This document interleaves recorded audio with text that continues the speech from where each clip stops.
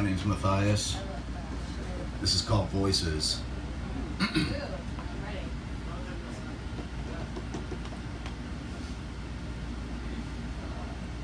Have you ever felt a pain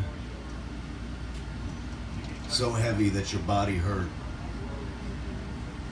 A debilitating ache so isolating that the only answer seemed to be to leave this earth.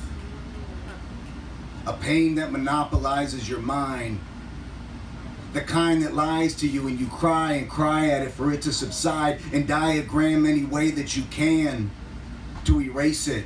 But the more that you try and try, you arrive at suicide as the only possible way to escape it. I said suicide. I don't keep that word quiet. I don't try to hide it. Why? Because the more we bring this evil beast to light, the more we can fight it.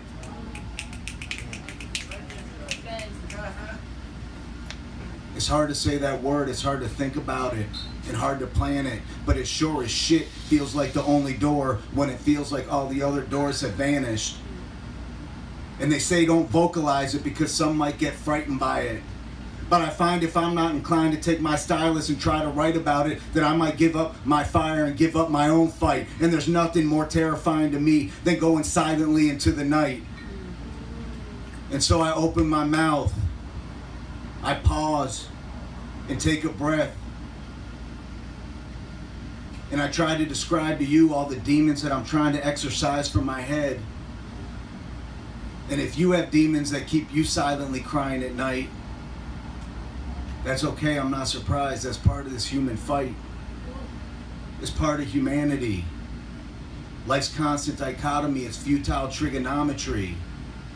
Because our big, brilliant brains, with all their big, brilliant thinking, after all these years have brought no big, brilliant purpose and no big, brilliant meaning. The bottom of that bottle of Jim Beam is no longer leaving you beaming.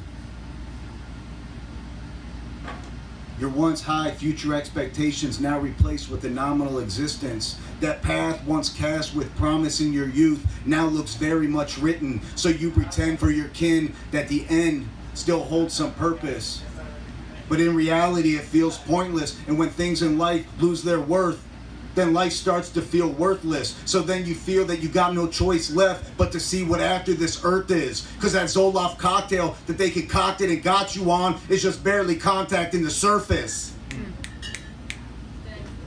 And you try to explain your pain, but there's no language to explain the dark to the day.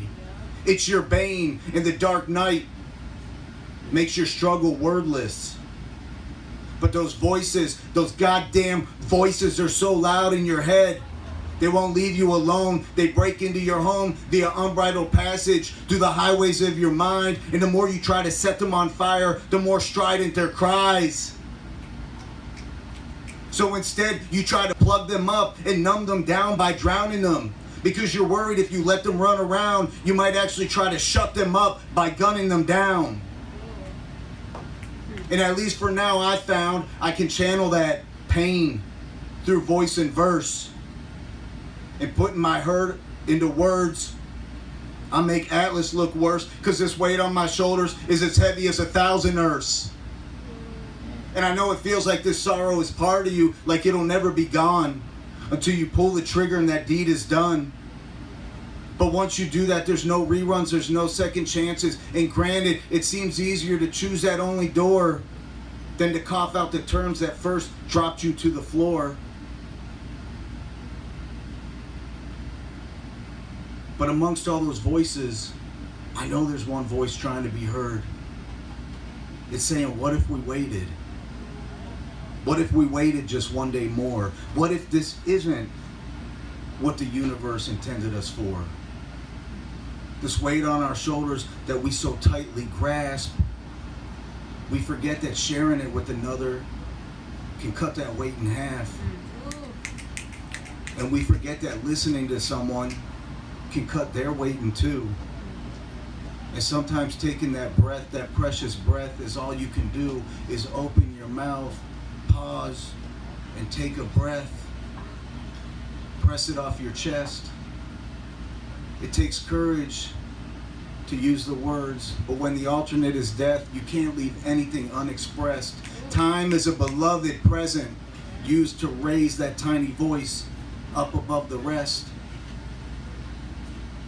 Open your mouth, pause, and take a breath.